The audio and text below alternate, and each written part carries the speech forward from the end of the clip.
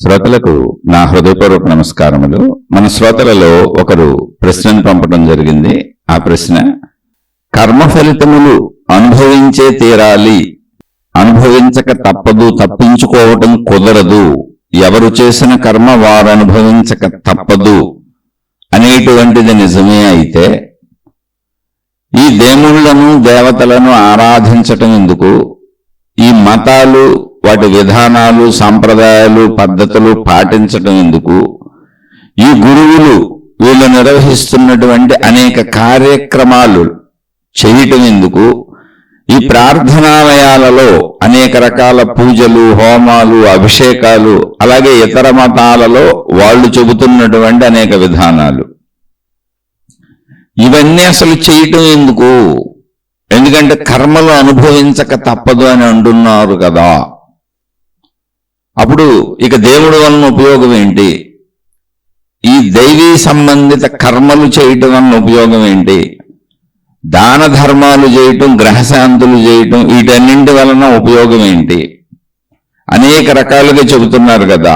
అనేక రకాల దానాలు చేయండి, శాంతులు చేయండి, పూజలు చేయండి, హోమాలు చేయండి. అలాగే అన్ని మతాలలో కూడా ఇవే, వారి విధానాల్లో వారి పద్ధతుల్లో వేరే పేర్లతో పిలువబడుతున్నాయి. కానీ అన్ని మతాలలో అక్కడ ఏదో ఒక పరిహారాలు చెబుతున్నారు.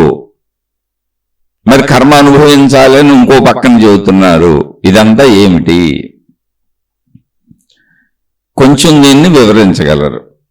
అది వారి తీవ్రమైనటువంటి భావజాలం అయితే ఏంటంటే, అనుభవించక కర్మ తప్పదు అన్నప్పుడు అసలు దేవుడితో మనకు పని ఏంటి అని.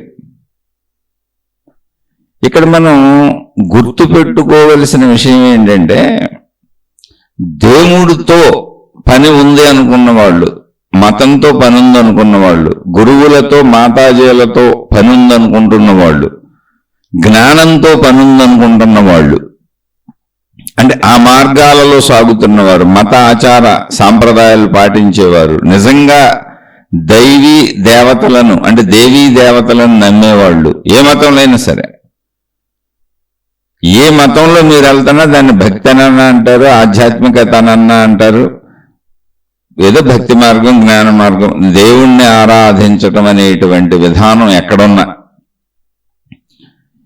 ఇది ఎందుకు వచ్చింది అంటే, కర్మలు అనుభవించక తప్పదు, అది మారదు, ఆ సిద్ధాంతం మారదు, ఆ విధానం మారదు. కానీ ఎటువంటి కర్మలు చేయాలి, ఎటువంటి కర్మలు చేయకూడదు, కర్మానుభవం తప్పదు అని మతమే చెబుతుంది, దేవుడే చెబుతున్నాడు, గురువే చెబుతున్నాడు, గ్రంథమే చెబుతుంది. ఇది ఇక్కడ తెలుసుకోవాల్సిన విషయం.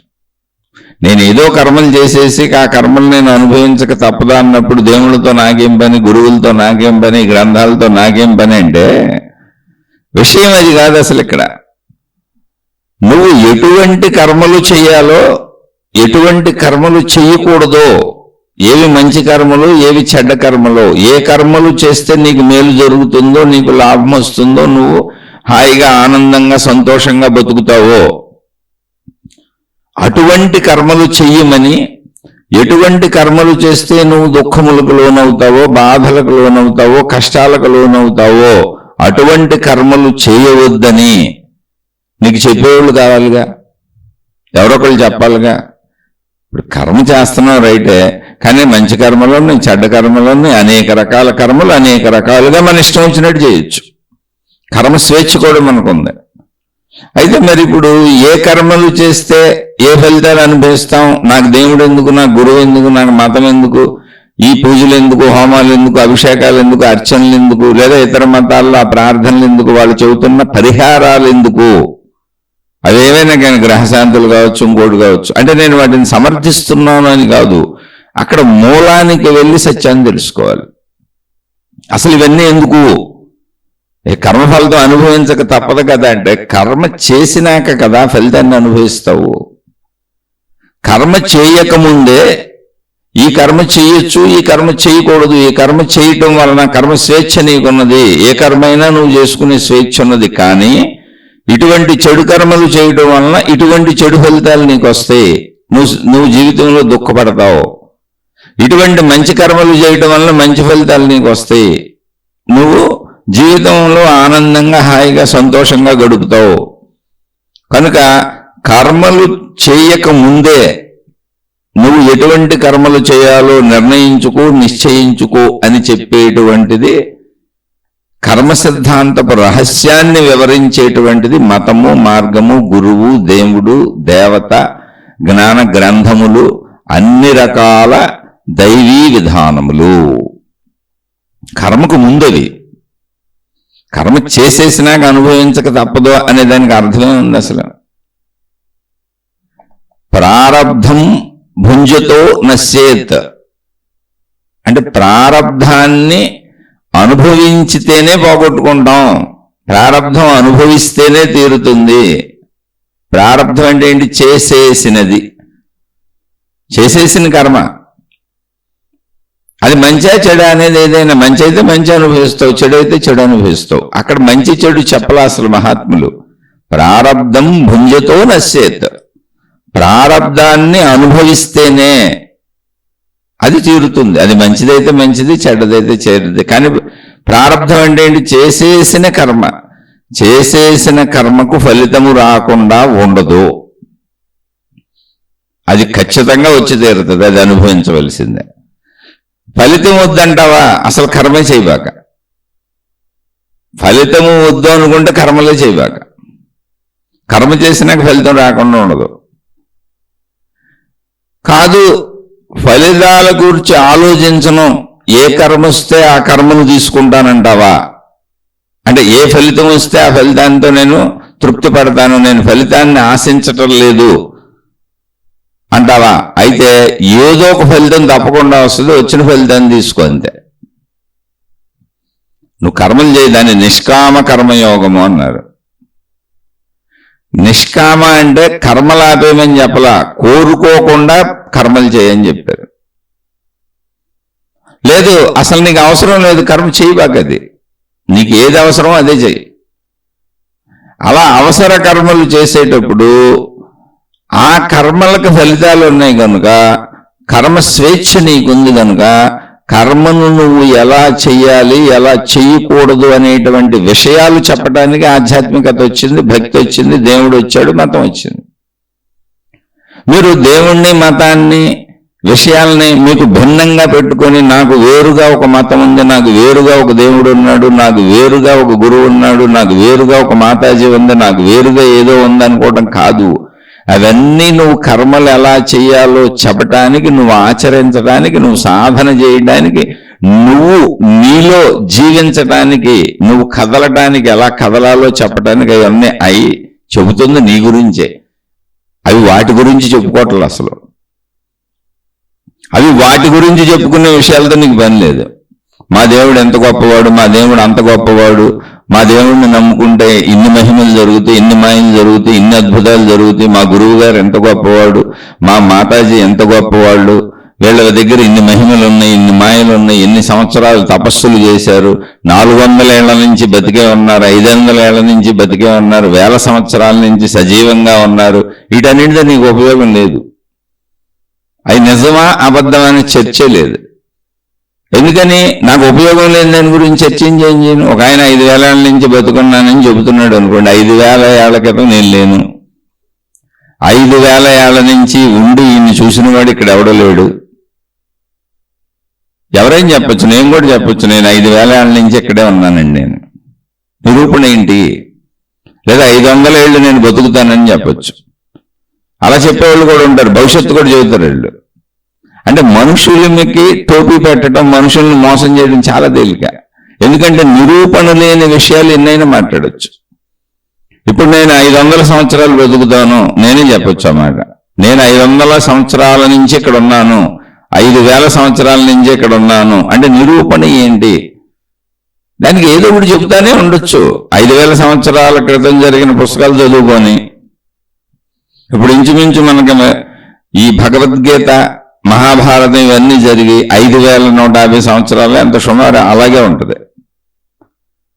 అప్పుడు విషయాలు ఈ పుస్తకాల్లో చెప్పేసి, ఆ కథలు చెప్పేసి, అప్పుడు ఆ యుద్ధంలో నేను ఆ పక్కనే ఉన్నానని చెప్పచ్చు. కానీ కొంచెం వెనక్కేసుకుంటాం, ఇంకో 200-300 ఏళ్ళు. అంటే చెప్పాలి, అబద్ధం చెప్పాలి, మోసం చేయాలనుకున్నప్పుడు కరెక్ట్గా చదువుకుంటాం, టైం కూడా కరెక్ట్గా తెలుసుకుంటాం, అందులో ఉన్న పాత్రల పేర్లు చెబుతాం. అప్పుడు అశ్వత్థామ పక్కన ఉన్నానని చెప్పొచ్చు, ధర్మరాజుని చూశానని చెప్పొచ్చు, వీళ్ళందరూ యుద్ధాలు చేస్తుంటే చూశానని చెప్పొచ్చు, కృష్ణ భగవాను చూశానని చెప్పొచ్చు, ఎన్నైనా చెప్పొచ్చు. మోసం చేయాలనుకుంటే ఏముంది అందులో? అందులో అందులో మన పాత్ర ఏంటో, మన జన్మ ఏంటో కూడా ఒకటి కల్పించి చెప్పుకోవచ్చు. అందులో ఉన్న ఒక మనకు నచ్చిన పాత్ర తీసుకోవటమే. ఎందుకంటే నిరూపణ లేదు. ఎందుకంటే ఇవి ఎందుకు చెబుతున్నానంటే, నేనేదో కల్పితంగా చెబుతున్నాను లేదా బాగా ఏదో ఆధ్యాత్మికతని అతిశయోక్తిగా చెబుతున్నాను అని అనుకోబాకండి. అంతకంటే దారుణంగా చెప్పిన మనుషులు ఉన్నారు. నేనే బ్రహ్మంగారి 2వ అవతారం అని. అంటే సుమారుగా నేను చెబుతుంది నాకు వివాహం అవ్వకముందు, అంటే ఒక 30 ఏళ్ల వెనక విషయం. మీరు ఎవరైనా పరిశీలించుకోవచ్చు కూడా. హైదరాబాదులో దిల్సుఖ్ నగర్ ఏరియాలో ఒక అతను అక్కడ ఒక ఆశ్రమమో మఠమో ఏదో పెట్టుకున్నాడు. నేనే బ్రహ్మంగారి 2వ అవతారం అని. చాలా కాలం సాగింది. సినిమా యాక్టర్లు వచ్చేవాళ్ళు. అప్పుడు ఆ ఏరియాలో మా పెదనాన్నగారు స్టేట్ బ్యాంక్ ఆఫ్ ఇండియాలో ఉద్యోగం చేస్తూ హైదరాబాద్ కోటిలో దిల్సుఖ్ నగర్లో మా పెదనాన్నగారు ఫ్యామిలీతో ఉంటున్నారు. నేను అటు వెళ్తూ ఉండేవాడిని. అప్పుడప్పుడు అక్కడ కటౌట్లు అవి చూస్తూ ఉండేవాడిని, బ్యానర్లు అవి చూస్తూ ఉండేవాడిని. నాకు కొంచెం ఈ ఆధ్యాత్మికత ఇంట్రెస్ట్ ఉండటం వలన గురువులు మహాత్ములు చిన్నప్పటి నుంచి తెలుసుకుంటూ ఉంటాను, పుస్తకాలు చదువుతూ ఉంటాను, వెళ్ళి కొంతమందిని దర్శించుకొస్తూ ఉంటాను కుదిరినప్పుడు. అతను ఏకంగా నేనే వీరబ్రహ్మేంద్ర స్వామిని మళ్ళీ పుట్టానన్నాడు. బనగానపల్లి దగ్గర ఉన్నటువంటి వీరబ్రహ్మేంద్ర స్వామి మఠం ఉంది అక్కడ. అది నాదేను, నేను సజీవ సమాధి చేశాను. నా కాలజ్ఞాన గ్రంథాలన్నీ ఇప్పుడు అక్కడ ఉన్నాయి. అంటే భవిష్యత్తుని చెబుతున్న కాలజ్ఞాన గ్రంథాలు పోతులూరు వీరబ్రహ్మేంద్ర స్వామి గారు రచించిన ఉన్నవని ప్రచారాలు చాలా ఉంటాయి. దాన్ని చాలా మంది ఆమోదిస్తారు. వారికి అనేక మంది భక్తులు కూడా ఉన్నారు. ఇప్పుడు అవతారం నేనేం కూర్చున్నాడు అక్కడ.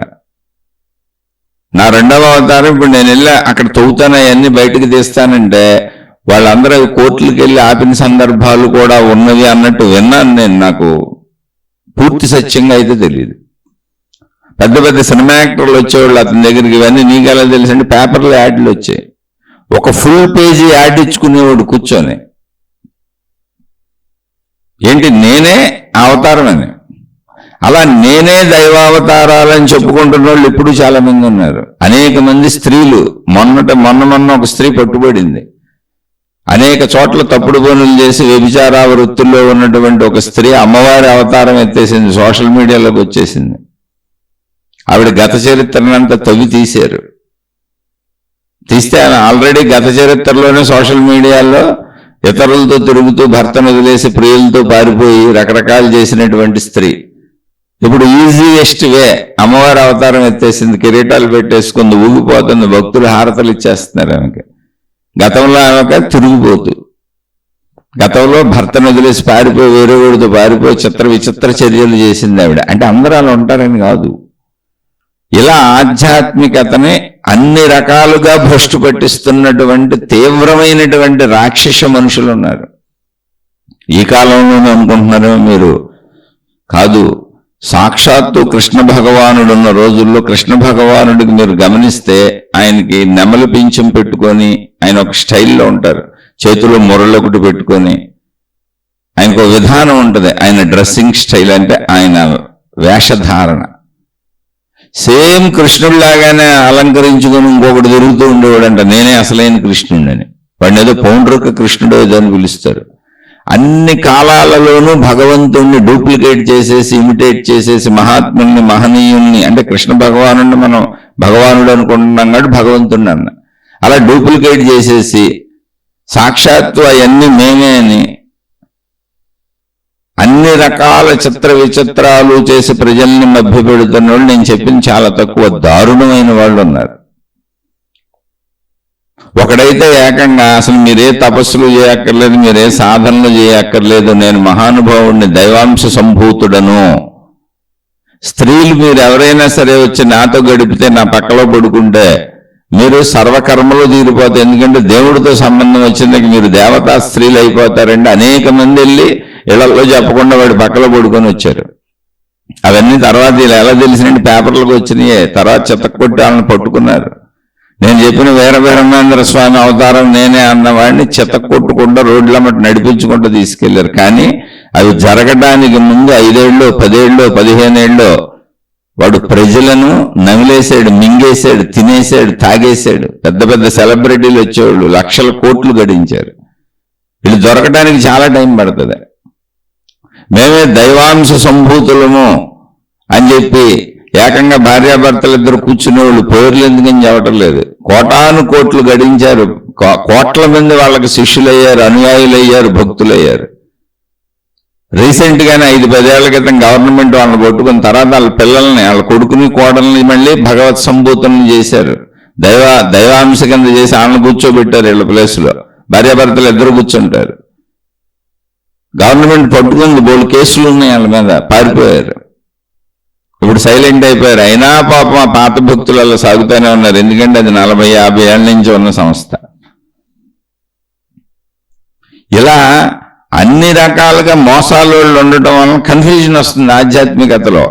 అయితే కన్ఫ్యూజన్ ఎక్కడొస్తుంది ఆ విషయాన్ని మీకు క్లియర్గా నేను చెప్పదలిచాను. అందుకని చెబుతున్నాను.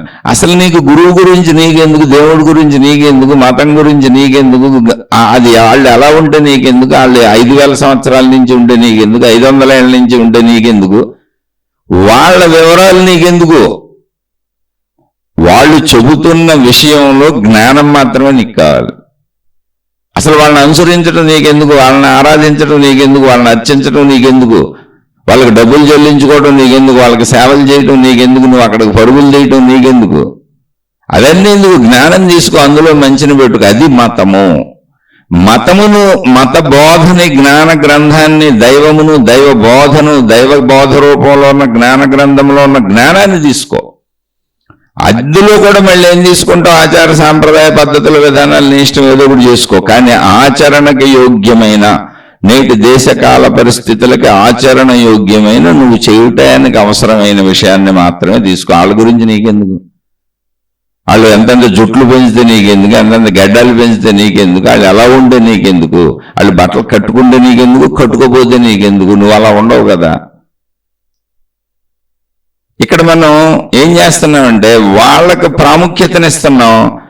వాళ్ళ ద్వారా, అంటే ఒక మతం ద్వారా, ఒక గురువు ద్వారా, ఒక మాతాజీ ద్వారా, ఒక జ్ఞాన గ్రంథం ద్వారా, ఒక దేవుడు ద్వారా, ఒక దేవత ద్వారా మనం పొంది ఆచరించవలసినటువంటి జ్ఞానం ఏదుందో, మనం చేయవలసిన కర్మ, జ్ఞానాన్ని పొందడం ద్వారా మనం చేయవలసినటువంటి సత్కర్మలు ఏమున్నాయో, ఆ మంచి ఏదుందో, ఆ జ్ఞానం ఏదుందో దాన్ని వదిలేస్తున్నాం. వాళ్ళకి ఇంపార్టెన్స్ ఎక్కువ ఇస్తున్నాం. ప్రాబ్లం అక్కడ వచ్చింది. లేకపోతే అసలు ఎవరో ఎవరిని మోసం చేయలేరు ఇక్కడ, ఎవరు మోసపోరు కూడా ఇక్కడ. ఎందుకు అసలు నీ డబ్బులు, ఒక్కటే విషయం, నీ డబ్బులతో పని ఉన్న వ్యక్తిని అసలు నమ్మకో, అంతే సింపుల్ అయిపోయింది. వాళ్ళు మంచోళ్ళ చెడ్డోళ్ళ నీకెందుకు.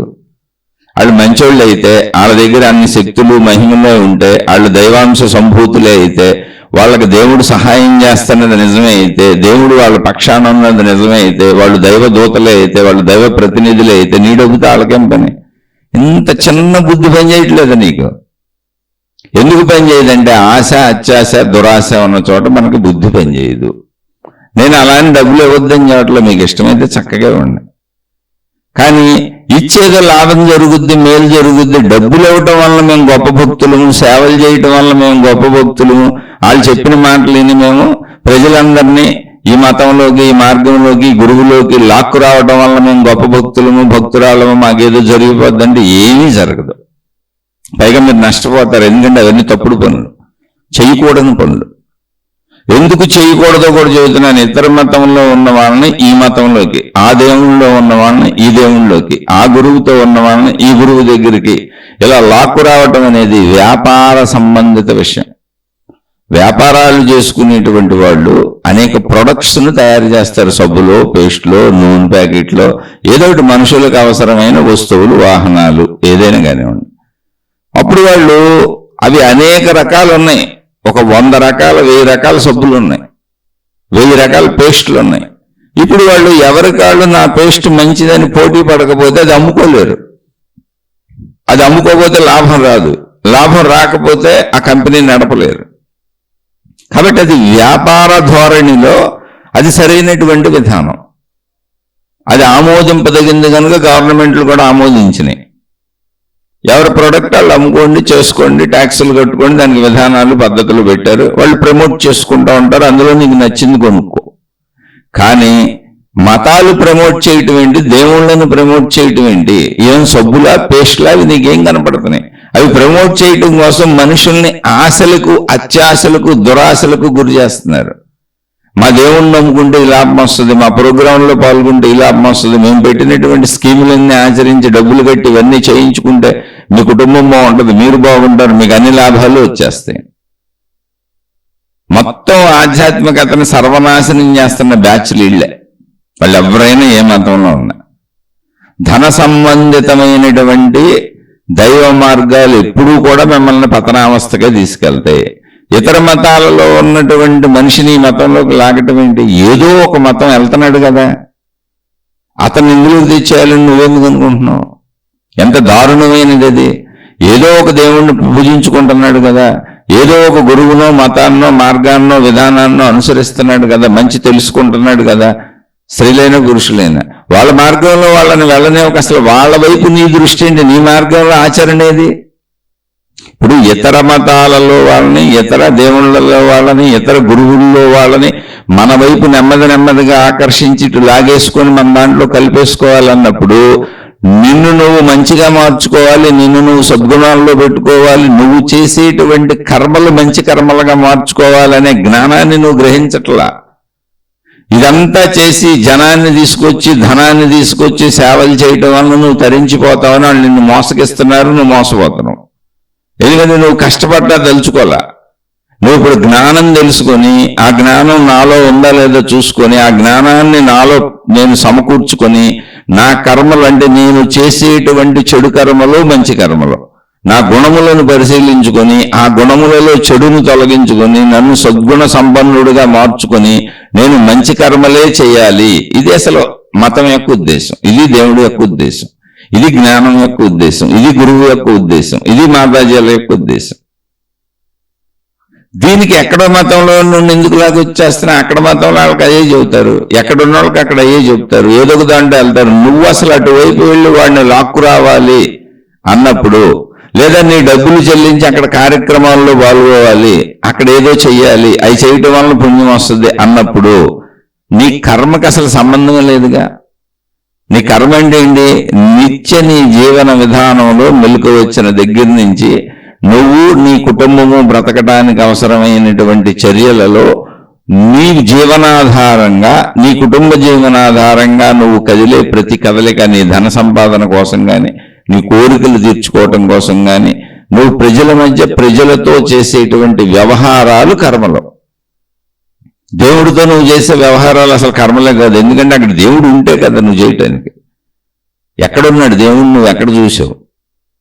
దేవుడు పేరు మీద మనం తయారు చేసుకున్న మతాలు ఉన్నాయి, దేవుడు పేరు మీద మనం తయారు చేసుకున్న రూపాలు ఉన్నాయి, దేవతల పేర్ల మీద మనం తయారు చేసుకున్న రూపాలు ఉన్నాయి, దేవుళ్ళు దేవతల పేర్ల మీద మనం తయారు చేసుకున్న జ్ఞాన గ్రంథాలు ఉన్నాయి, దేవుళ్ళు దేవతల పేర్ల మీద మనం ఏర్పరుచుకున్న మతాలు, ఆ మతాలకి మనం ఏర్పరుచుకున్న ఆచార సాంప్రదాయాలు ఉన్నాయి. ఎన్ని మనుషులు తయారు చేసినాయి. దేవుడు మనిషి సృష్టి, దేవుడంతా మనిషి సృష్టి, మతాలన్నీ మనుషుల సృష్టిలు, ఆచార సాంప్రదాయాలన్నీ మనుషులు సృష్టించినవి. అంటే కర్మ అనేది ఏది కరెక్ట్ అంటే, అసలు కర్మ పని అంటే ఏది కరెక్ట్ అంటే, నీ జీవనాధారం కోసం, నువ్వు బ్రతకటం కోసం, నువ్వు ఇతర మనుషులతో ప్రవర్తించే తీరు, అంటే వృత్తి వ్యాపార ఉద్యోగాలు కావచ్చు, ఏదైనా నీ లాభాపేక్ష కోసం, నీ బ్రతుకు కోసం నువ్వు మనుషుల మధ్య మనుషులతోనే ఉండి మనుషుల మధ్య నుంచే నీ బ్రతుకు అవసరమైనవన్నీ పొందాలి. కాబట్టి అవి పొందటం కోసం, నువ్వు జీవించటం కోసం ఇతర మనుషులతో నువ్వు ఎలా ప్రవర్తిస్తున్నావు, ఇతర మనుషులతో నువ్వు ఎలా ఉంటున్నావు, ఎటువంటి కర్మలు చేస్తున్నావు, అది కర్మ అంటే. అంతే తప్ప మతపరమైన కర్మకాండలు కర్మలు అసలు కాదు, దైవపరమైన కర్మకాండలు అసలు కర్మలే కాదు. ఎందుకని అక్కడ మతము దైవము ఎవరున్నారు? అక్కడ నువ్వు కట్టుకున్న ప్రార్థనాలయమే కదా, నీకు స్పందించే రెండవ వాళ్ళు ఎవరు లేరు కదా. అయితే ఉన్నారు మత పెద్దలు, గురువులు, మహాత్ములు. వీళ్ళు దేవుడి పేరు మీద ప్రతినిధులుగా కూర్చొని విషయాలు చెబుతున్నారు తప్ప, నీ డబ్బులు నీ సేవలు తీసుకుంటున్నారు తప్ప, వాళ్ళ నుంచి నీకు తిరిగి వచ్చేది ఏమి లేదు. ఒకళ్ళు వచ్చేది ఉంటే నీ డబ్బులు ఎందుకు వాళ్ళకి? నువ్వేమో డబ్బు కోసం ఇతర మనుషులతో వృత్తి వ్యాపార ఉద్యోగాలు చేసి నువ్వు నీ కుటుంబం బతకడానికి మొత్తం మీ కుటుంబ సభ్యులందరూ ఏదో ఒకటి చేస్తున్నారు. పిల్లలైతే చదువుకుంటున్నారు, భవిష్యత్తులో ఉద్యోగాలు తెచ్చుకొని వృత్తి వ్యాపార ఉద్యోగాలు చేసుకోవటానికి. పెద్దలైతే వాళ్ళు వృత్తి వ్యాపార ఉద్యోగాలు చేస్తూ వాళ్ళకి అవసరమైనటువంటి ధనాన్ని సంపాదించుకొని అవసరమైన వస్తువులు కొనుక్కుంటూ పిల్లల్ని కుటుంబాన్ని మొత్తం పోషించుకుంటున్నారు.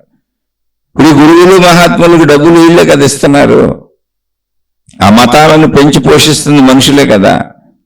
నీ డబ్బు తీసుకొని నీకేదో మేలు ఎలా చేయగలుగుతారు? నీ డబ్బు తీసుకొని నీకు మేలు చేయగలిగిన వాళ్ళకి అసలు డబ్బుతో అవసరం ఎందుకు ఉంటుంది? మేలే వాళ్ళ దగ్గర ఉంటే. అలా నేను విమర్శించట్లా, అది నీ పర్సనల్. కానీ అది నీ స్వీయ కర్మ కిందకి రాదు. ఎందుకంటే కర్మ అనేది ఇద్దరి మధ్య ఇచ్చిపుచ్చుకునే ఫలితం. అటువైపు వాడు కూడా రెస్పాండ్ అవ్వాలి, అటువైపు వాళ్ళు కూడా రెస్పాండ్ అవ్వాలి.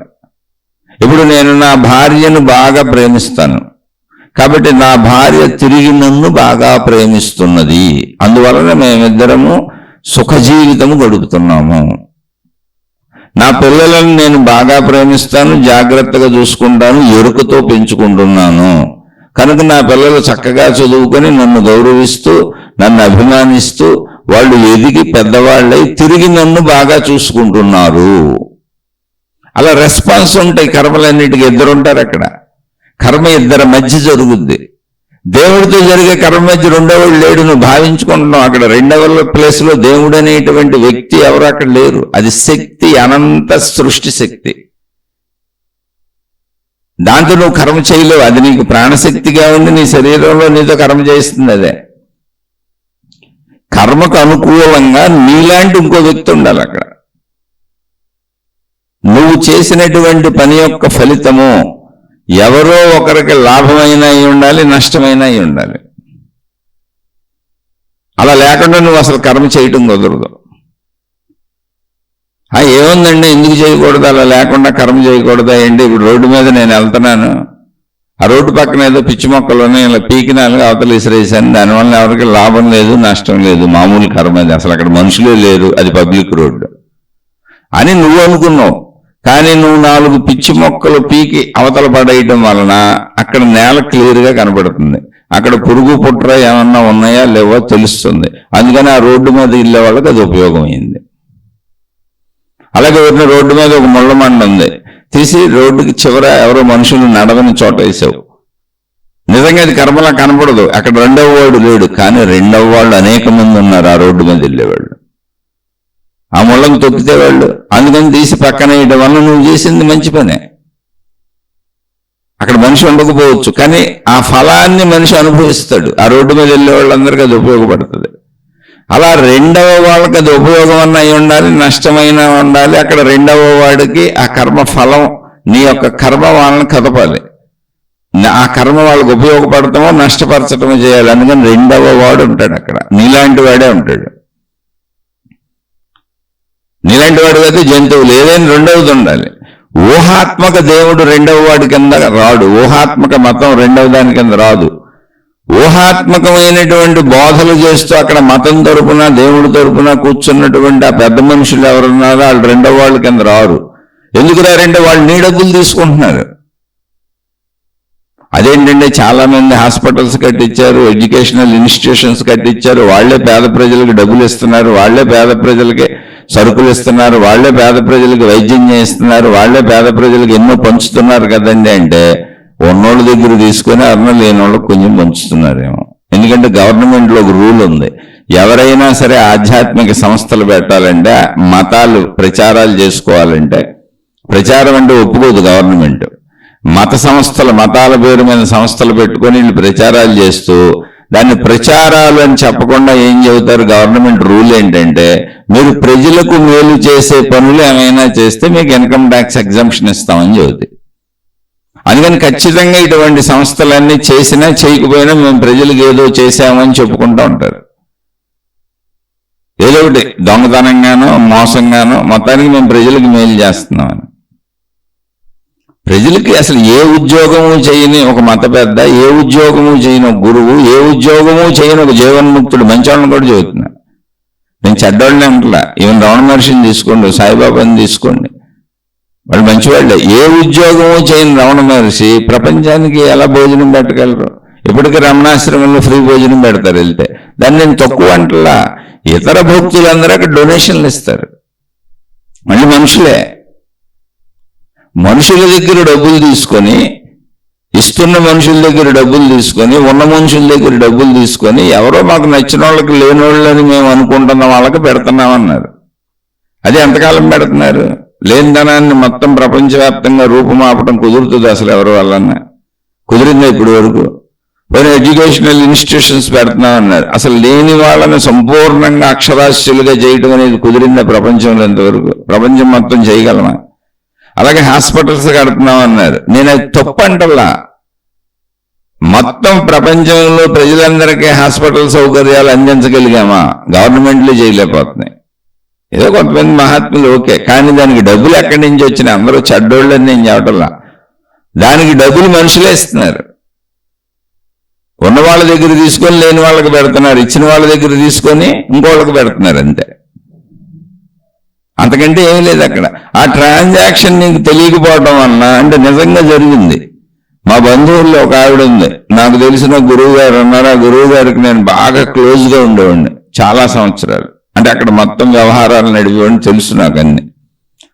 మా బంధువు ఒక ఆవిడ, ఆ గురువు గారు ఏం చెబుతారంటారంటే, ఏదైనా మొత్తం గురువులు అంటే ఇంక స్పీచ్లు గీచ్లు ఇవన్నీ ఉంటాయి కదా. సుమారు 40 సంవత్సరాల నుంచి, ఒక 50 సంవత్సరాల నుంచి నడుస్తున్న సంస్థ అది ఆ గురువు గారు. ఆయనకి ఇప్పుడు వృద్ధాప్యం వచ్చేసింది, పెద్ద వయసు వచ్చేసింది అనుకున్న విషయం చెబుతున్నా. నేను అక్కడ ఉన్నప్పుడు, వారితో ఉన్నప్పుడు, బాగా దగ్గరగా చనువుగా ఉన్నప్పుడు, ఆ గురువు గారు ప్రతిదానికి నాకు దేవుడిస్తున్నాడు అంటే డబ్బులు కానీ, సౌకర్యాలు కానీ, వసతులు కానీ, వనరులు కానీ, ఇక్కడ జరిగే అన్నింటికీ నాకు దేవుడు అన్ని సమకూరుస్తున్నాడు అని చెప్పేవారు. అంటే డైరెక్ట్గా డబ్బులు అనుకోండి, సమకూర్చడం అంటే అదేగా.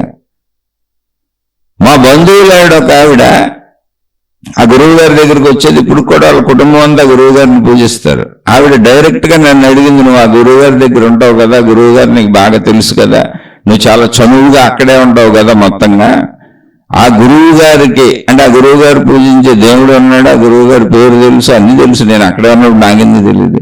నేను అవి తప్పు పని చెప్పట్లా, మనుషులకు కలిగే అభిప్రాయాలు ఎలా ఉంటాయో చెబుతున్నా. ఆ గురువు గారు తప్పనుకోండి నేను చెప్పట్లా. అసలు ఆవిడ ఏమడిగిందండి నన్ను, ఆ గురువు గారు ఏ దేవుణ్ణి అనుసరిస్తున్నారో, ఆయన ఒక మగదేవుడి పేరు చెబుతూ ఉంటారు ఎప్పుడు, ఫలానా దేవుడు నాకు అన్ని ఇచ్చేస్తున్నాడు, ఎందుకంటే నేను ఆయనకి అంకితం అయిపోయాను, నా జీవితం అంకితం చేసేసానని, అందుకే నాకు ఇన్ని సమకూరిపోతున్నాయి. అన్ని అంటే డబ్బులతోనే కానీ. ఇంకా ఆయన మళ్ళీ బట్టలు పంచుతూ ఉంటారు, బంగారాలు పంచుతూ ఉంటారు, వెండిలు పంచుతూ ఉంటారు. ఆయన్ని అనుసరించి ఆయన మాట వినేవాళ్ళందరికీ అన్ని పంచుతూ ఉంటారు. వీటన్నింటికి డబ్బులు ఎక్కడ అంటే ఏం లేదు, భక్తులు ఇస్తూ ఉంటారు. కానీ ఆయన ఏం చెబుతారు, భక్తులు ఇస్తున్నారని చెప్పరు. ఉన్నవాళ్ళు, కోటేశ్వరులు, డబ్బు ఉన్నవాళ్ళు, భక్తులు తెచ్చి నాకు డొనేషన్లు ఇస్తున్నారని చెప్పరు. నాకు భగవంతుడు అన్నీ సమకూరుస్తున్నాడని చెబుతారు స్టేజీల మీద. 30-40 ఏళ్ళ నుంచి ఇదే మాటలు వింటున్నా. పాపం మామూలు ప్రజలు అవును భగవంతుడు అన్ని సమకూరుస్తున్నట్టు ఉన్నాడు అనుకుని ఆయన వెనకెళ్ళిపోతున్నారు. దేవుడు ఇప్పుడు ఈయనతో ఉన్నాడు, ఈయనతో మాట్లాడుతున్నాడు, ఈయన వెనకెళ్తున్నాడని. అలా మొత్తం అందరూ ఇలాగే మాట్లాడతారు ఇంచుమించు. కానీ అది భాషా పదం ఏంటంటే అక్కడ ఆ గురువు గారి ఉద్దేశం, నేను ఈ మార్గంలోకి రావటం వలన, ఈ దేవుణ్ణి అనుసరించటం వలన ఒక సామాన్య మానవున్నైన నేను గురువునయ్యాను, నన్ను గురువు అని పిలిచారు వీళ్ళు. ఈ దేవుడి గురించి చెప్పటం, ఈ దైవ బోధలు చెప్పటం, ఈ దైవ ప్రచారాలు చెప్పటం, ఈ దేవుడికి సంబంధించిన ప్రార్థనాలయాలు నిర్మించటం, ఈ దేవుడికి సంబంధించి అనేక మంది భక్త సమూహాన్ని తయారు చేయటం, ఈ దేవుడికి సంబంధించి అనేక మందికి దీక్షలు ఇవ్వటం, ఈ దేవుడికి ఎంతో మందిని తెచ్చేసి అక్కడ ఉన్న ఇక్కడ ఉన్న వేల లక్షల మందిని ఈ దేవుడికి భక్తులుగా చేసేయటం వలన వాళ్ళందరూ ఈయనకి డొనేషన్లు ఇస్తున్నారు. ఆ ప్రార్థనాలయాల నిర్మాణాలకు ఇస్తున్నారు, ఈయన ఖర్చులకు ఇస్తున్నారు, ఈయన తిరగడానికి ఇస్తున్నారు, ఈయనకి కార్లు పెట్టారు, ఈయన విమానాల్లో తిప్పుతారు, రకరకాలు చేస్తున్నారు, డబ్బులు ఇస్తున్నారు, వెరసి డబ్బు. దానివల్ల అన్ని సౌకర్యాలు వస్తాయి. అందులోంచి ఆయన బట్టలు పంచుతా, అవి పంచుతా తిరుగుతూ ఉంటారు. కోట్ల రూపాయలు వస్తున్నాయి. అయితే ఆయన్ని అనుసరించి అక్కడ ఉన్నటువంటి ఒక ఆవిడ, మా చుట్టూ మా బంధువు ఆవిడ నన్ను అడిగింది, నీకు సమస్తం తెలుసు కదా అక్కడ, నువ్వు అక్కడే ఉంటావు కదా, నాకు తెలుసు, అంత క్లోజ్గానే ఉంటాను, ఉన్నాను కొంతకాలం, ఇప్పుడు లేను, నేను ఎవరితోనూ లేను అసలు. ఇప్పుడు నేను జీవితకాలం మౌనం పెట్టుకొని ఇంట్లో కూర్చొని ఉన్నాను. మీతో ఈ శీర్షికలు పంచుకుంటున్నాను అంతే. నా భార్యా పిల్లలతో తప్ప నేను ఎవరితో మాట్లాడేది కూడా లేదు. అన్ని సంబంధ బాంధవ్యాలు అందరితోనూ వదిలేశాను. కేవలం నన్ను నేను మంచిగా జీవిస్తూ, అంటే మంచిగా మార్చుకొని బతుకున్నన్నాళ్ళు మంచిగా జీవిస్తూ, నాలోని నా ప్రాణశక్తి స్వరూపమైన ఆత్మశక్తిని తెలుసుకునే ప్రయత్నంలో ఈ ఆత్మజ్ఞాన చదువు, ఆధ్యాత్మిక చదువు అని ఈ శీర్షికలు మొదలుపెట్టాను. మార్చి 3 అంటే ఇప్పుడు మళ్ళీ మార్చి నెల 3వ తారీఖు వస్తే 5 సంవత్సరాల నుండి 6వ సంవత్సరంలోకి అడుగు పెడుతుంది నా జీవితకాల మౌనం. జీవితకాల మౌనం అంటే అనవసరాలు వదిలేశాను, ఆ సంబంధ బాంధవ్యాలన్నీ మనుషులతో వదిలేశాను, వ్యాపారాలు వదిలేశాను. నా ఇంట్లో నా కుటుంబ సభ్యులతో మాట్లాడతాను. నా ఇంటి అవసరాల కోసం ఎక్కడికి వెళ్ళినా, బయట కూరగాయలకో, కిరాణాకో, మందులకో, లేదా నా ఇంటి అవసరాల కోసం ఏ రిపేర్లకు ఎవరైనా వచ్చినప్పుడు, ఏ కరెంటు పనులు కాటుకో వాళ్ళతో అందరితో మాట్లాడతాను. ఎవరిని బాధ పెట్టను, విడిగా అసలు మాట్లాడను. అలా 5 సంవత్సరాల నుండి 6వ సంవత్సరంలోకి వస్తుంది. అంటే నేను ఉన్నప్పుడు సంగతి చెబుతాను, ఇప్పుడు ఉన్నాను అనుకుంటారని క్లారిటీ కూడా ఇచ్చాను. ఇది ఎప్పుడు నేను చదువుతుంది 30 ఏళ్ల క్రితం విషయం. అప్పుడు ఆవిడ నన్ను అడిగింది అనేటువంటి విషయం ఎప్పటికీ నా బుర్రలో ఫిక్స్ అయిపోయి ఉండిపోయింది. ఇలా చాలా మంది అనుకుంటున్నారు అక్కడ. ఆవిడ అడిగింది నన్ను. ఇప్పుడు మన గురువు గారు దేవుడు సమకూరుస్తున్నాడు, నాకు ఫలానా దేవుడు అన్ని సమకూరుస్తున్నాడు, నాకు ఇస్తున్నాడు అని చెబుతున్నారు కదా సంవత్సరాల నుంచి. నా ఉద్దేశం ఏంటంటే, అయ్యా నువ్వు అక్కడే ఉంటావు కదా, ఈ దేవుడు ఆయనతో పర్సనల్గా మాట్లాడి డబ్బులన్నీ డబ్బులు మూటలో సంచులో తెచ్చి ఆయనకి ఇస్తున్నట్టు ఉన్నాడు, లేకపోతే ఎంతెంత ఎలా పంచుతాడు ఈయన అన్నాడు. ఇంతంత ఎలా చేయగలుగుతారు. కానీ మొత్తంగా ఆయన డొనేషన్లు తీసుకుంటున్నారు. డొనేషన్ చెప్పరు, పుస్తకాలు అమ్ముకుంటున్నారు, వస్తువులు అమ్ముకుంటున్నారు, డొనేషన్లు తీసుకుంటున్నారు. అసలు మీరు ఒక సంస్థ, ఒక గురువు దగ్గరికి వెళ్ళి చూడండి ఎన్ని అమ్ముతున్నారు వాళ్ళు. ప్రఖ్యాత గురువులు ఎవరైనా ఓపెన్ చేసి చూడండి ఎన్ని డొనేషన్లు ఉంటాయో, ఎన్ని ప్రొడక్ట్స్ అమ్ముతూ ఉంటారు. మనుషులకు అవసరమే అన్ని ప్రొడక్ట్లు వాళ్ళు తయారు చేసి అమ్ముతున్నారు. అంటే నేను దాన్ని తప్పు అంటలా, మహాత్ములు తయారు చేస్తేనే ఇంకా మంచిది, కనీసం కల్తీ ఉండదు. మామూలు వాళ్ళు అయితే కల్తీ సరుకులతో చంపేస్తున్నారు మనల్ని. మహాత్ములు తయారు చేయడమే మంచిది, మహాత్ములు వ్యాపారం చేయడమే మంచిది. ఎందుకని ఆ వ్యాపారంలో వచ్చిన డబ్బులు ప్రజలకే ఖర్చు పెడతారు. అక్కడ నేను దాన్ని తప్పని చెప్పటంలా. కానీ సామాన్య ప్రజలకి వీళ్ళు ఇలా చెప్పటం వలన ఏర్పడిన భావం ఏంటంటే, దేవుడు వచ్చేళ్ళకి డబ్బులు ఇస్తున్నాడని మహిమల మాయలు అద్భుతాల కింద భావించుకుంటున్నారు. వీళ్ళు కూడా స్టేజీల మీద వాటిని ప్రకటిస్తున్నారు. ఇలా నమ్ముకుంటే జబ్బులు తగ్గిపోయినాయి, ఇలా నమ్ముకుంటే కష్టాలు పోయినాయి, ఇలా నమ్ముకుంటే ఉద్యోగాలు వచ్చేసినాయి, ఇలా నమ్ముకుంటే పెళ్లిళ్ళు అయిపోయినాయి, ఇవి చెబుతున్నారు. కానీ అలాంటి గురువులతోనే కొన్ని సంవత్సరాలు సాగాను. వాళ్ళని నమ్ముకున్న వాళ్ళ జీవితాలలో సర్వనాశనాలు అయిపోయిన జీవితాలు రోజు అందరి దగ్గర ఎన్నో ఉన్నాయి. వాటిని మళ్ళీ స్టేజ్ మీద చెప్పరు. స్టేజీల మీద చెప్పేవన్నీ గొప్పతనాలే.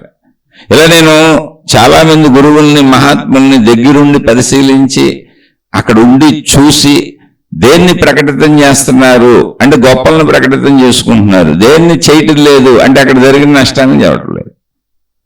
ఇక ప్రజలకి కల్పనగా అయిపోయింది. ఇప్పుడు నన్నే అడిగింది ఆవిడ, దేవుడు ఆయన కనపడి డబ్బులు తెచ్చేస్తాడు కావాలా, ఆయన పవిత్రుడు కదా, అంకితం అయిపోయాను అంటున్నాడు, మనం సామాన్య మనుషులం కదా అని. మా బంధువే. ఏం చెప్పాలి, నేను మౌనంగా ఊరుకున్నాను. ఇలాంటి అభిప్రాయాలు నేను అక్కడ ఉన్నప్పుడు చాలా మందికి ఉండే. ఈయనకి దేవుడు కనపడుతున్నాడు, మాట్లాడుతున్నాడు, ఈయనకి అన్ని సమకూరుస్తున్నాడు. కానీ అది ఏమీ లేదు, ప్రజలు ఇస్తున్నారు. ఆయన సామాన్య మనిషే. ఒక మార్గంలో సాగటం వలన, ఇప్పుడు ఆధ్యాత్మిక మార్గంలో ఎవరైనా సరే అలాగే అదే మార్గంలో ఇక భౌతిక విషయాలు వదిలేసి సాగితే వాళ్ళ గురువులని, మహాత్ములని, జ్ఞానులని వాళ్ళ విధానాలను బట్టి వాళ్ళని సంబోధించడం, పిలవటం అనేది ఆచారంగా ఎప్పటి నుంచో వస్తుంది. అది పద్ధతి. అది ఇప్పుడు డాక్టర్ చదువుకుంటే డాక్టర్ అన్నాం, ఇంజనీరింగ్ చదువుకుంటే ఇంజనీర్ అన్నాం.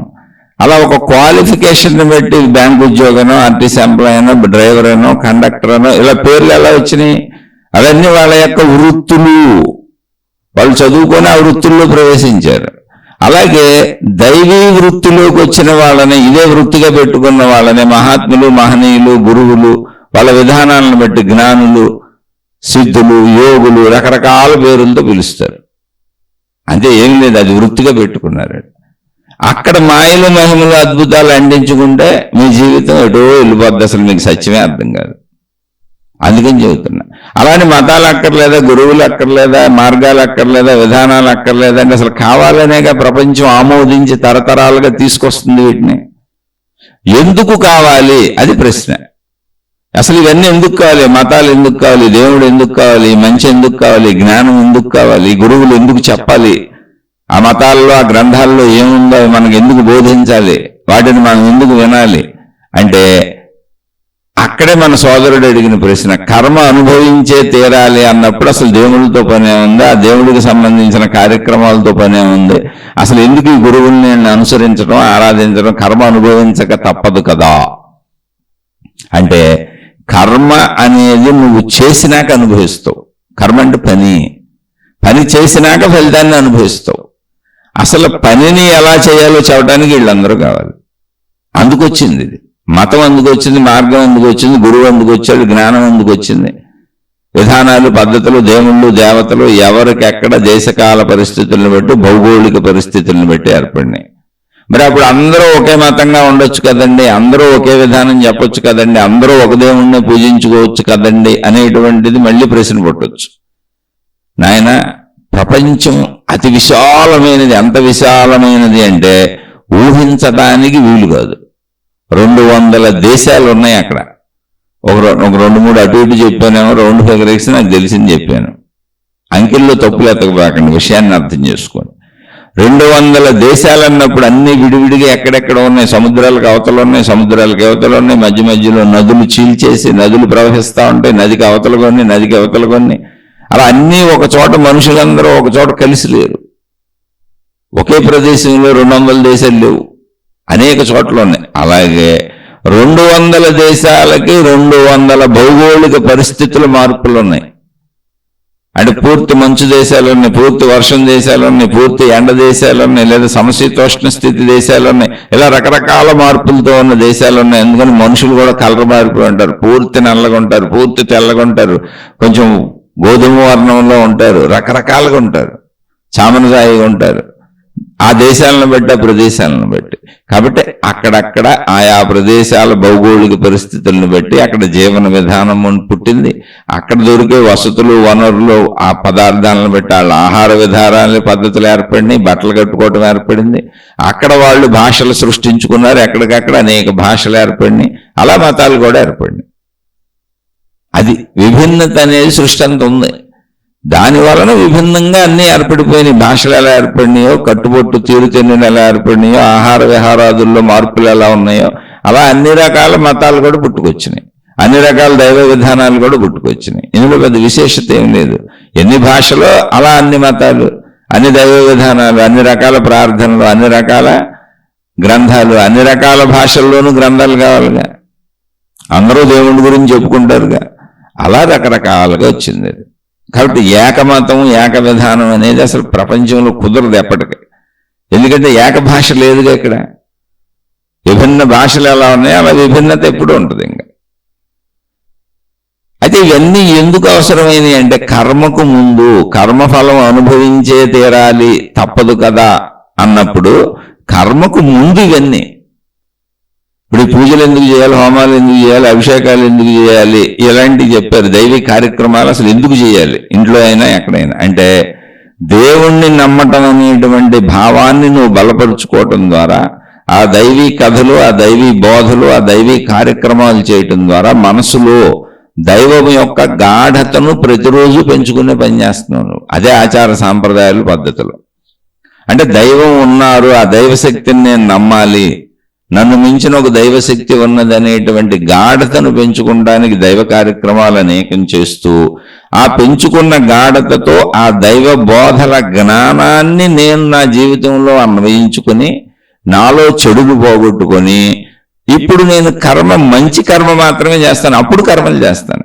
అంటే కర్మ చేయడానికి ముందు ఎంత జరగాలి, ఇంత జరిగితే అప్పుడు నేను మంచి కర్మ చేస్తున్నాను, చెడు కర్మ చేస్తున్నాను నాకు అర్థమవుద్ది. నా సద్గుణాల, దుర్గుణాల నన్ను నేను పరిశీలించుకోవడం తెలుస్తుంది. ఒక మతం, ఒక మార్గం, ఒక గురువు, ఒక దేవుడు, ఒక విధానం, ఒక పద్ధతి, ఒక గ్రంథం నన్ను నేను చూసుకునేలా నాకు అద్దంలా ఉపయోగపడతాయి. అవన్నీ అద్దాలు. ఆ అద్దంలో నన్ను నేను చూసుకొని, నా గుణాలు చూసుకొని, నా స్వభావం చూసుకొని, నా కోరికలు చూసుకొని, నా ఆశలు చూసుకొని, నా అత్యాశలు చూసుకొని, అప్పుడు ఆ జ్ఞానంతో కర్మ మొదలు పెడతాను. అది కర్మకు ముందు ఇవన్నీ. ఇప్పుడు కర్మ చేసేసినాక అనుభవించక తప్పదు. ఏమండి సరే ఓకే, కర్మకు ముందు ఇక్కడి వరకు బాగానే అర్థమైంది, ఆ దేవుడు దైవ విధానాలతో సత్కర్మలు చేస్తాం, సత్ఫలితాలు అనుభవిస్తాం, అంతవరకు బాగానే అర్థమైంది. అవలా మతాలు అవసరం, గురువులు అవసరం, మార్గాలు అవసరం, అన్ని మంచిదే కర్మకు ముందు. ఓకే, ఇప్పుడు కర్మ తర్వాత కర్మ చేసేసాం, మధ్యలో ఉన్నాం, మనకు తెలీదు, కర్మలు చేసుకుంటూ వెళ్ళిపోతున్నాం, పూర్తిగా మనం మంచి వాళ్ళం అవ్వలేదు, చెడ్డ కర్మలు చేసాం. మరి అప్పుడు అలాంటప్పుడు పరిహారాలు చేస్తే మీకు కర్మ ఉపశమిస్తుంది, కర్మఫలాలు పోతాయి అని చెబుతున్నారే, రక్షింపబడతారని చెబుతున్నారే, అలా జరుగుతుందా అంటే దానికి మహాత్ములు అంటే ఎవరు లేదు, మన పూర్వపు మనుషులు. శాస్త్రాలన్నా గ్రంథాలన్నా కూడా ఏమీ లేదు, మన పూర్వపు మనుషులు రచించి వెళ్ళారు, అందించి వెళ్ళారు, పుస్తక రూపంలోకి వచ్చినాయి, గ్రంథ రూపంలోకి వచ్చినాయి, అంతే. మనుషులు చెప్పినవి అన్నీ మన పూర్వీకులైన మనుషులు వాళ్ళు జీవించున్నప్పుడు చెప్పారు. వాళ్ళు ఏం చెప్పారంటే ప్రారబ్ధం భుంజతో నశ్యేత్, ప్రారబ్ధం అనుభవిస్తే గాని పోదు అని. ఓకే, ఇప్పుడు నేను ప్రారబ్ధం, నాకు చెడు కర్మలు చేసేసాను, చెడు ప్రారబ్ధం వచ్చేసింది, ఇంకా అనుభవిస్తే కానీ పోదన్నప్పుడు మరి ఇంకా నేను ఈ దైవ కార్యక్రమాలన్నీ చేయడం ఎందుకు, ఈ దేవుణ్ణి నమ్మడం ఎందుకు, ఈ గురువులు ఎందుకు, ఈ గ్రంథాలు ఎందుకు అంటే అక్కడే జాగ్రత్తగా ఉన్నాను. ఇప్పుడు నేను చీకట్లో నడిచి వెళ్తున్నా, రోడ్డు అంతా బాగా చీకటిగా ఉంది, గాఢాంధకారం ఉంది. నేను ఇప్పుడు అదంతా చుట్టూ అడవి, నేనేదో పనుండి సిటీకి వచ్చాను, మళ్ళీ మా ఊరు వెళ్ళాలి, మధ్యలో అంతా అడవి, నాకు బాగా లేట్ అయిపోయింది, లాస్ట్ బస్ వెళ్ళిపోయింది, ఒక 5 కిలోమీటర్లు నడుచుకుంటూ వెళ్తే మా ఊరు వచ్చేస్తుంది, కానీ మొత్తం గాఢాంధకారం చీకటి. ఇప్పుడు నాకు భయంగా ఉంది, ఏ పాములు వెళ్తాయో, ఎటు వెళ్తాయో, ఏటిని తొక్కేస్తానో, రోడ్డు మీద ఏం కనపడవు కదా, నేను ఎలా వెళ్ళాలి అని నాకు చిన్న భయంగా ఉంది. అలా ఒక్కడనే నడుచుకుంటూ వెళ్తున్నా, చిన్న ఆకు గదిలినా, చెట్టు గదిలినా, ఎందుకంటే అదంతా చుట్టూ అంతా అడివే, మధ్యలో రోడ్డు ఉంది. అడవి అంటే అంత గాఢాంధకార అడివేం కాదు, మొక్కలు ఏమన్నా ఇల్లు లేవు అంతే, ఆ ఖాళీ ప్రదేశాలు మొక్కలు ఉంటాయి. అక్కడ ఏదన్నా చిన్న పురుగు కదిలిన, ఆకులు కదిలి మోతవుతుంది, భయం వేస్తుంది. నేను అసలు అడుగు ఎక్కడ వేస్తున్నాను అనేది నాకు క్లారిటీ లేదు, భయంతో ఉన్నాను. అలా భయంతో ఉన్నప్పుడు నాలాగే నడిచి వెళ్తున్న ఇంకో వ్యక్తి తగిలాడు అక్కడ. నాలాగే నా ముందు ఒక వ్యక్తి నడిచి వెళ్తున్నాడు, చూశాను, పిలిచాను ఏమండి ఏమండి అని. ఆ వ్యక్తి ఆగాడు. ఏం లేదండి, ఏంటంటే చూస్తే మా ఊరోడే, చీకట్లో గుర్తుపట్టలేదు కానీ పేరు చెప్పాడు, పలానా మా ఊరే. ఓకే, నేను పలానా అండి అని చెప్పాను. అలాగే అండి, సరే అయితే బస్సు మిస్ అయిపోయింది, వెళ్తున్నాం. ఇప్పుడు ఇద్దరం నడిచి వెళ్తున్నాం, ఇద్దరికీ భయం ఉంది, ఇద్దరికీ చీకటే, ఇద్దరి ప్రదేశాలు ఒకటే, కానీ రెండవ వాడు ఉన్నాడు అన్న భావన నాకు కొంచెం ధైర్యాన్ని ఇచ్చింది. అక్కడ నా పక్కన ఉన్నాడు, కానీ భయం అక్కడే ఉంది, కర్మ అక్కడే ఉంది. చీకటి మారలేదు, రోడ్డు మారలేదు, అడవి మారలేదు, ఏమీ మారలేదు, ప్రదేశాలంతా అలాగే ఉంది. కానీ రెండవ వాడు పక్కన ఉన్నాడన్న భావన ఇందాకటి భయాన్ని కొంచెం తగ్గించింది. భయం కొద్దిగా తగ్గింది, కొంచెం ధైర్యం వచ్చింది.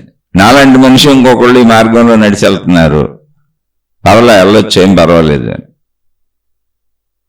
ఇప్పుడు అటువంటి ఆలంబన కింద మనకు దేవుడు, గురువు, ఈ దైవీ కార్యక్రమాలు ఉపయోగపడతాయి. కష్టాలు వచ్చేసినాయి, బాధలు వచ్చేసినాయి, కన్నీళ్లు వచ్చేసినాయి, ఇబ్బందులు వచ్చేసినాయి, నువ్వు చేసినటువంటి చెడు కర్మల ఫలితాలు నీకు అనారోగ్యాలుగానో, బాధలుగానో నీ ఇంట్లోకో, నీ ఒంట్లోకో వచ్చేసినాయి, నీ కుటుంబ సభ్యులకో, నీకో.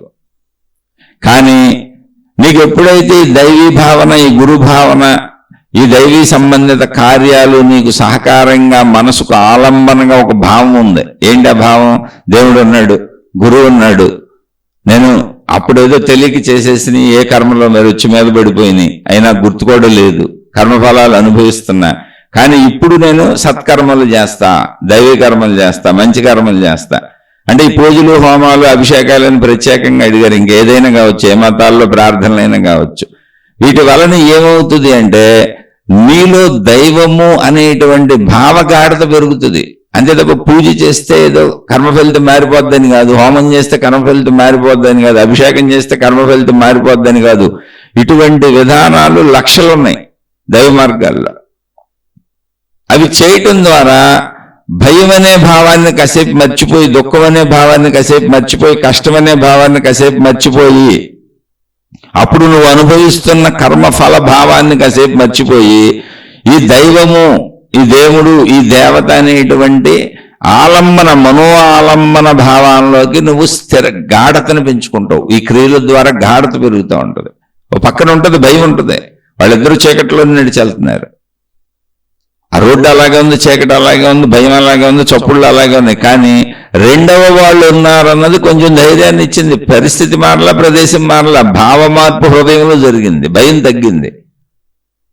అలా భగవత్ విశ్వాసం వలన, నమ్మకం వలన, ఇవన్నీ చేయటం వలన ఒక ఆలంబన తోడేదో నాకుంది, ఈ కష్టకాలాల్లో, ఈ కన్నేళ్లలో నాకు ఒక తోడుంది అనేటువంటి గురువు కావచ్చు, మాతాజీ కావచ్చు, ఒక దేవుడు కావచ్చు, ఏదైనా కావచ్చు, ఆ దైవీ కార్యక్రమం కావచ్చు, అది మనో ఆలంబనగా నీలో ధైర్యాన్ని పెంచుద్ది. పరిస్థితులు ఏమీ మారవు, అన్నీ అలాగే ఉంటాయి. అందుకే చాలా మంది హాస్పిటల్లో జాయిన్ అవుతారు, ఆపరేషన్లు చేయించుకుంటారు, అన్ని రకాల కష్టాలు బాధలు పడతారు. కానీ మా గురువు, మా దేవుడు మమ్మల్ని రక్షించాడు, కాపాడాడని చెబుతూ ఉంటారు. కారణం ఏంటి అంటే, మొట్టమొదట కర్మ వచ్చి మీద పడిపోయిన దగ్గర నుంచి మళ్ళీ ఆపరేషన్లు అయిపోయి బయటికి ఇంటికి తిరిగి వచ్చే వరకు ఆ భయంలో ఆ గురువునో ఆ దేవుణ్ణో తోడుగా ఆలంబనగా పెట్టుకున్నారు మనసులో. ఎందుకంటే సామాన్యులు ఎవరో ఆ స్థితి నుంచి నన్ను బయటికి తీసుకురాలేరు. దేవుడు అనేది ఒక అద్భుతం, గురువు అనేది ఒక అద్భుతం. ఆల్రెడీ వాళ్ళు జ్ఞానాన్ని చెబుతున్నారు. కాబట్టి నాకు ఒక ఆలంబన ఉంది, నన్ను మించిన ఆలంబన ఉంది. ఆ ఆలంబన నన్ను బ్రతికిస్తుంది, కష్టం నుంచి గట్టెక్కిస్తుంది, ఎలా అయినా నన్ను ఇందులోంచి బయటపడేస్తుంది అనేటువంటి భావన. అంతే తప్ప అదేం బయటపడేయాలి అని ఆపరేషన్ అయింది, నువ్వు అనుభవించావు, ఆ కర్మ అనుభవించావు, అంత ఖర్చు పెట్టావు. ఇప్పుడు ఆపరేషన్ అయినాక అన్ని మందులు మింగాల్సిందే. ఇప్పుడు మా వాళ్ళలోనే ఉన్నారు హార్ట్ ఆపరేషన్ లేని, రోజు 10-15 బిళ్ళలు మింగుతారు. కానీ నన్ను ఆయన బతికించాడు, లేకపోతే చచ్చిపోయాడిని అనే భావన ఉంటుంది. అక్కడ కర్మఫలం మారటం లేదు, ఆలంబనగా ఉపయోగపడుతుంది. ఎందుకంటే నువ్వు కర్మని ఏ రూపంలో అనుభవిస్తావు జాగ్రత్తగా తెలుసుకోండి. ఇదంతా ఏమీ లేదు, మన లోపల జరిగే చర్య. ఇక్కడేం మహిమల మాయల అద్భుతాలు లేవు. అందుకే మహిమల మాయల అద్భుతాలు అద్దకండి, కానీ అన్ని చెయ్యండి. దేవుణ్ణి అనుసరించండి, మతాన్ని అనుసరించండి, గురువుని అనుసరించండి, గ్రంథాలు చదువుకోండి, మంచి పనులు చేయండి, మంచి విధానంలో నడవండి, మంచిని తెలుసుకోండి. కానీ ఇతర మతస్థుల్ని ఇందులోకి లాగేయటం, లేదా ఆ గురువుని, ఇతర గురువుల శిష్యుల్ని ఇందులోకి లాగేయటం, నా గురువు గొప్పవాడు, మీ గురువు గొప్పవాడు కాదంటాం, ఘర్షణలు పడటం, ఇదంతా కూడా మూర్ఖపు చర్యలు. వృద్ధాప్యంలో నడవటానికి ఒక కర్రను సాయంగా తీసుకున్నట్టుగా, ఏ యాక్సిడెంట్ అయ్యి కాళ్ళు ఎరిగితే ఆ కాళ్ళు కూడుకునే వరకు కాళ్ళకు కట్లు కడితే 2 చేతుల మీద బ్యాలెన్స్తో నడవడానికి ఒక ఇనపదిస్తారు మనకి, అది పట్టుకొని బ్యాలెన్సింగ్గా నడిచి వెళ్తూ ఉంటాం.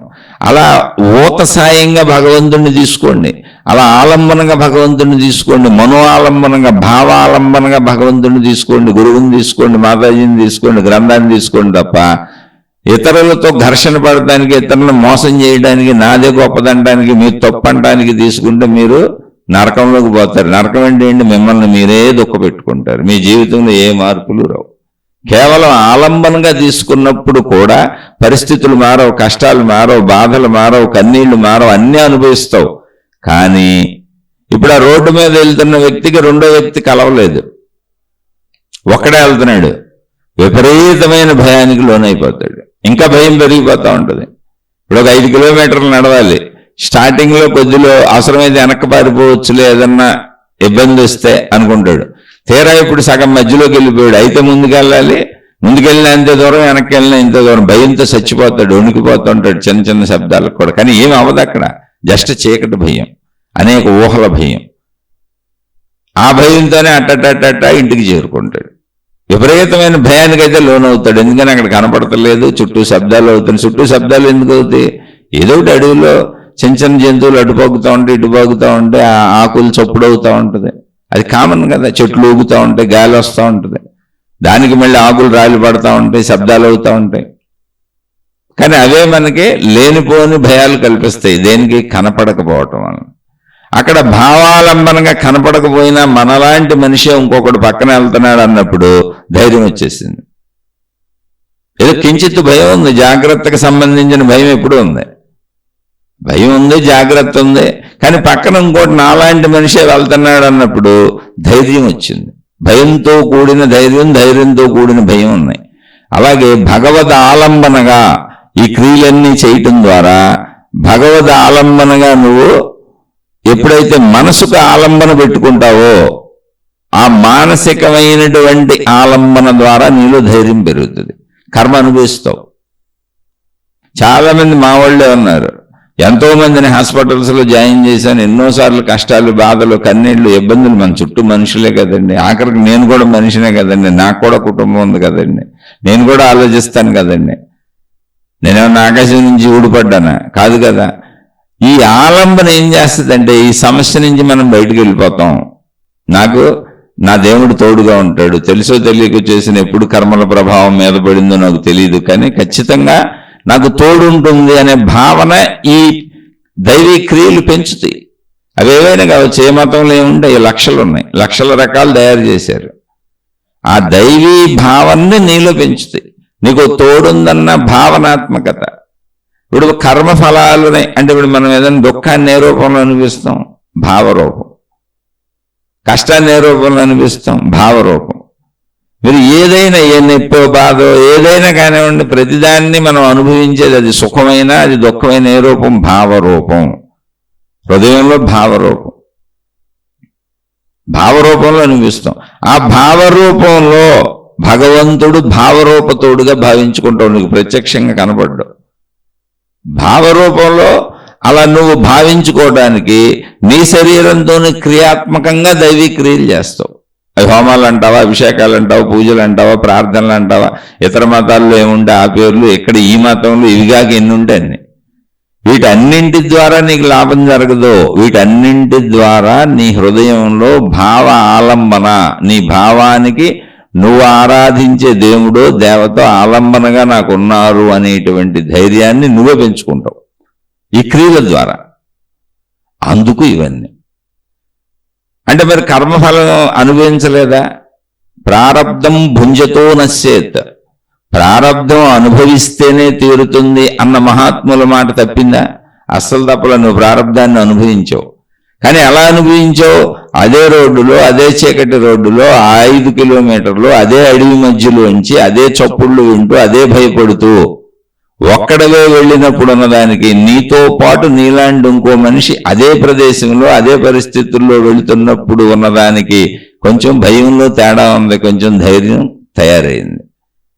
ధైర్యము భయము కలిసి ప్రయాణిస్తున్నాయి. ఇప్పుడు భయం తగ్గింది, ధైర్యం కూడా సమకూరింది.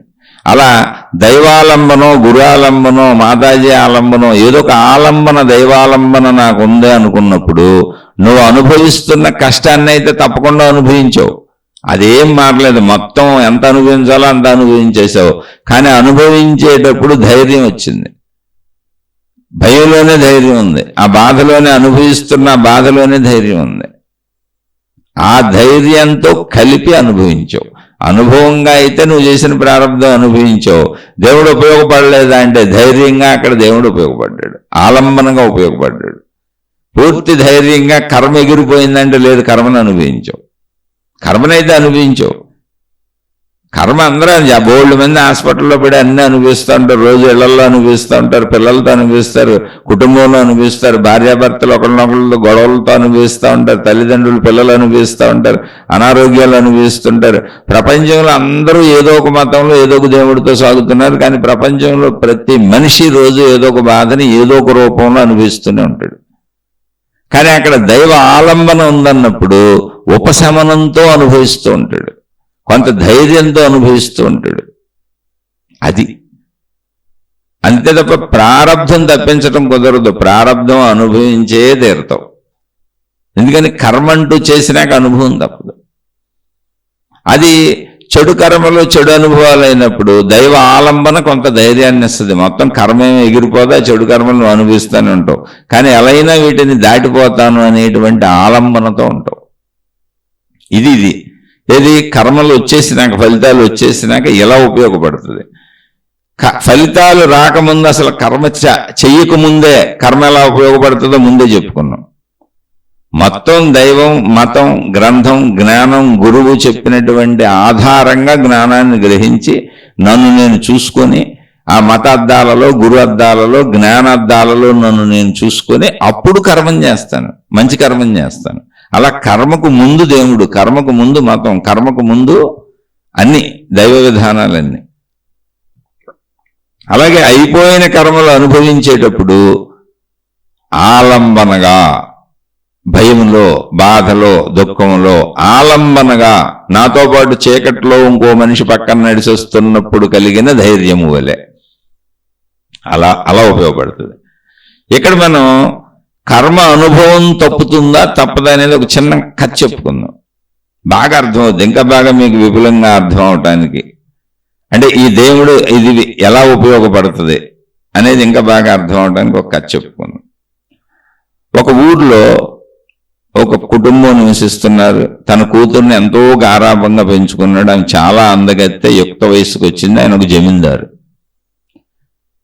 ఆయన కూతురు చాలా గారాభంగా పెంచుకున్నాడు. ఆమె ఏమంటే అదే, ఏకైక కూతురు.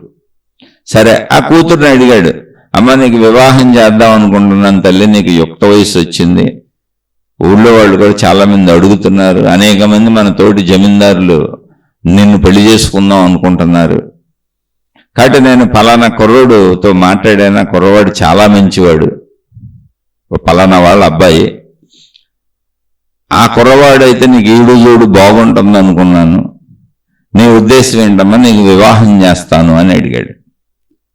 అప్పుడు ఆమె తండ్రి బాగా గారాభంగా పెరిగింది, ఏ లోటు లేదు, అంత బ్రహ్మాండంగా పెరిగింది. అలా పెరిగిన వాళ్ళకి కొంచెం స్వేచ్ఛా స్వాతంత్రాలు ఎక్కువగా ఉంటాయి, అందులో లోటు కూడా లేదు, ధన లోటు లేదు. పైగా తండ్రి బాగా ప్రేమించాడు ఏకైక కూతురు.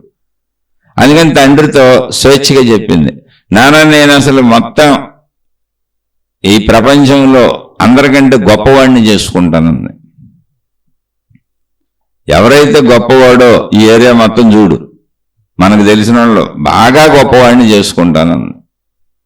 అంటే ఆయన ఆలోచించాడు, బాగానే ఉందమ్మా, నువ్వు చెప్పేది బాగానే ఉంది, అంటే తండ్రికి కూతురికి ఆ చనువు కూడా ఉంది, అందుకే చెప్పింది.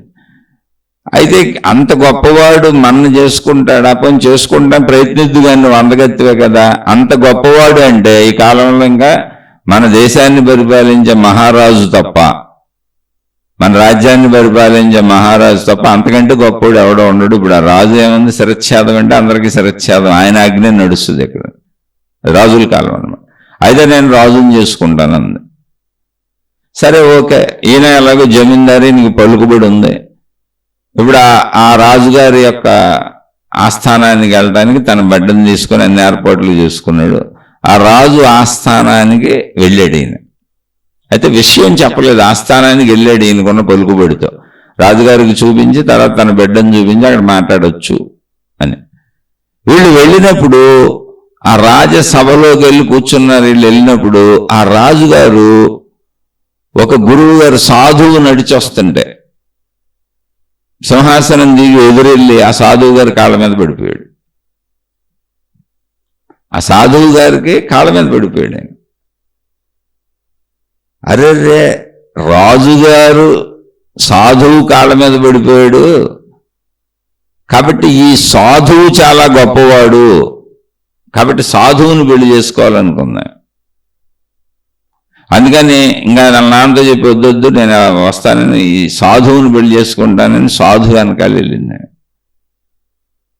ఆ సాధువు వెనకాల వెళ్తే ఆ సాధువు అలా వెళుతూ వెళుతూ ఓ చోట భిక్షకి వెళ్ళే భిక్షాందేహి అని, అక్కడ భిక్షాందేహి అని అడిగి వాళ్ళని భిక్ష అడిగి తీసుకొని వాళ్ళకి నమస్కారం చేశాడు. ఎవరు? ఈ సాధువు గారు. ఇదేంటి, సాధువు కంటే వీళ్ళు గొప్పవాళ్ళు అనుకుంటే వీళ్ళని పెళ్లి చేసుకుంటాను అనుకుంది. ఇప్పుడు ఈ భిక్ష ఇచ్చిన వాళ్ళని పెళ్లి చేసుకుంటాను ఈ ఇంటి వాళ్ళని అనుకుంది. ఎందుకని సాధువు ఎక్కడ దండం పెట్టాడు. అయితే భిక్ష ఇచ్చిన ఆ ఇంటిలో వాళ్ళని పెళ్లి చేసుకోవాలి, వాళ్ళు సాధువు కంటే గొప్పవాళ్ళు అనుకొని ఆ ఇంటి దగ్గరికి వెళ్తే ఆ ఇంటి ముందు ఓ కుక్క నిలబడి భో హో అని మొరగటం మొదలుపెట్టింది. వాళ్ళు ఆ ఇంటికి కాపలాగా కుక్కను పెట్టుకున్నారు. అబ్బో, అయితే ఈ ఇంటి వాళ్ళకంటే ఈ కుక్క గొప్పదే, కాబట్టి ఈ కుక్కను పెళ్లి చేసుకుందాం అనుకుంది. ఈ లోపల కుక్క అక్కడ కొద్దిగా ఆ ఇంటి తలుపు గేటు కొద్దిగా తీసి ఉండటంతో కుక్క బయటికి వెళ్ళింది. ఈ కుక్క గొప్పదే, ఈ కుక్కను పెళ్లి చేసుకుందాం అని ఈ అమ్మాయి ఆ కుక్క వెనక బయలుదేరింది. ఆ కుక్క అలా రోడ్డు మీద వెళ్తుంటే ఒక చిన్న కుర్రోడు ఆ కుక్కను రాయితో కొట్టాడు. కొడితే అది కుయ్యో ముర్రో అంటూ అరవటం మొదలుపెట్టి పారిపోయింది.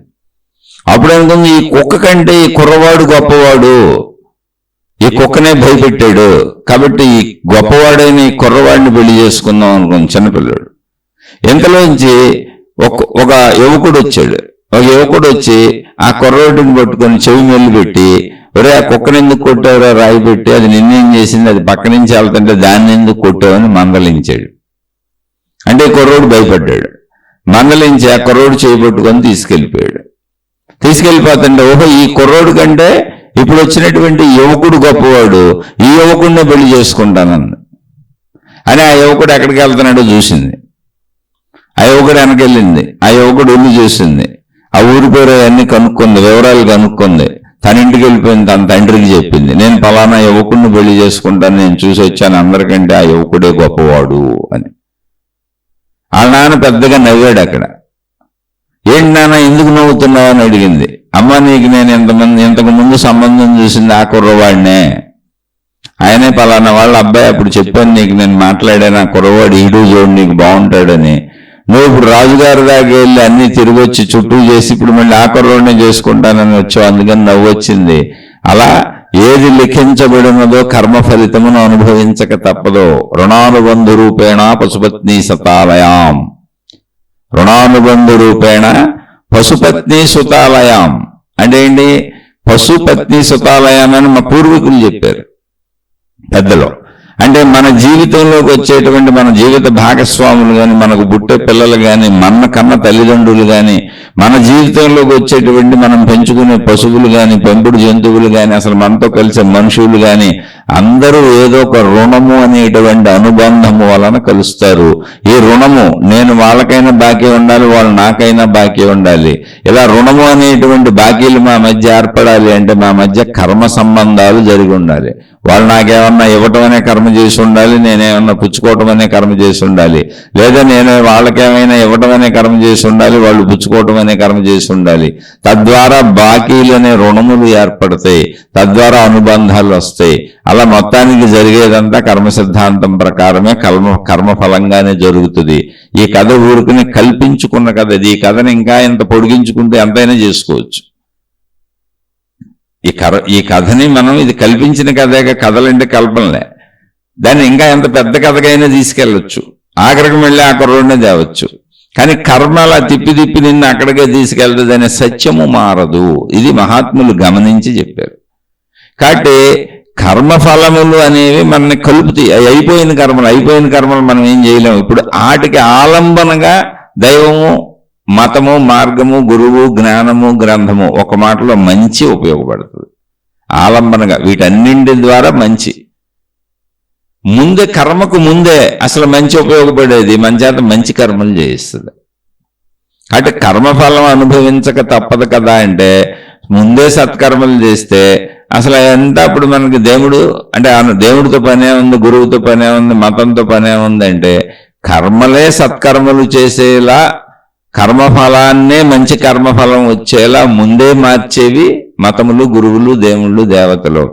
ఒకవేళ కర్మఫలాలు అయిపోయినాయి, మధ్యలో ఉన్నాం, చెడు కర్మలు అనేకం చేసేసాం, ఇప్పుడు జీవితం అనుభవిస్తున్నాము అంటే భావాలంబనగా ఉండేటువంటి దైవ సహాయంతో చీకటి రోడ్డులో నడిచెళ్తున్నటువంటి వ్యక్తికి ఇంకొక అటువంటి వ్యక్తే తారసపడితే కొంచెం ధైర్యం ఎలా వస్తుందో అలా భావాలంబనలో దేవుడు, దేవత, గురువు, దైవము, జ్ఞానముతో ఆ సమస్యలను ధైర్యంగా కొంచెం ఎదుర్కొంటాం.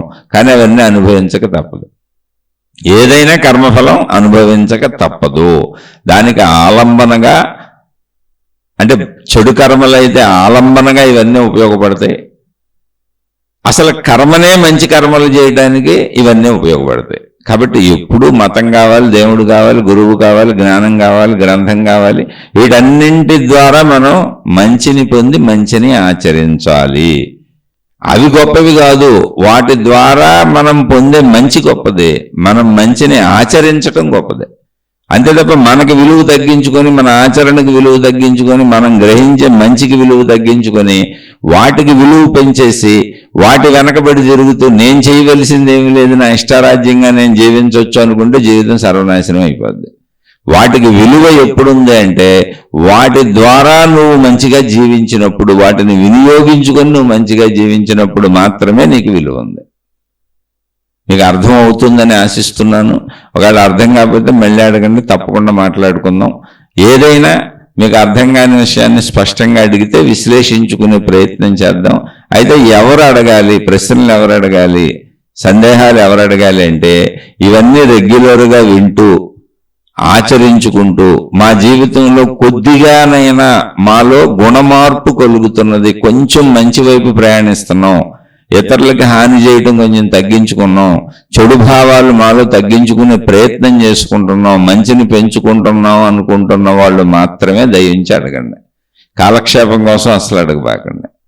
మీరు ఒకళ్ళైనా, ఇద్దరైనా, ముగ్గురైనా, 10 మంది అయినా మంచి వైపు ప్రయాణిస్తున్నాం అనుకునే వాళ్ళు ఉన్నంతకాలం నేను చెప్పే ప్రయత్నం చేస్తాను. అందుకే దీనికి ఆధ్యాత్మిక విద్యాలయం అని పేరు పెట్టాను. ఇది ఆధ్యాత్మిక విద్యాలయం.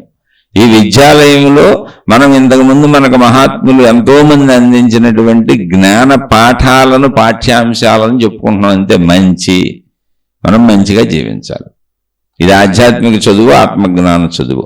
అలా మంచిగా జీవిస్తూ మనం బ్రతకటానికి ఆధారమై ఉన్నటువంటి, ప్రస్తుతం నేను జీవిస్తున్నానని మనం జీవించడానికి ఆధారంగా ఈ శరీరాన్ని, మనసుని, మన జీవితాన్ని నడుపుతున్నటువంటి మన ప్రాణశక్తి ఏది ఉందో అదే మన అసలు స్వరూపము. ఇప్పుడు నేను మంచిగా జీవిస్తూ నా అసలు స్వరూపము, నిజస్వరూపమైన ప్రాణశక్తిని తెలుసుకునే ప్రయత్నం చేస్తాను.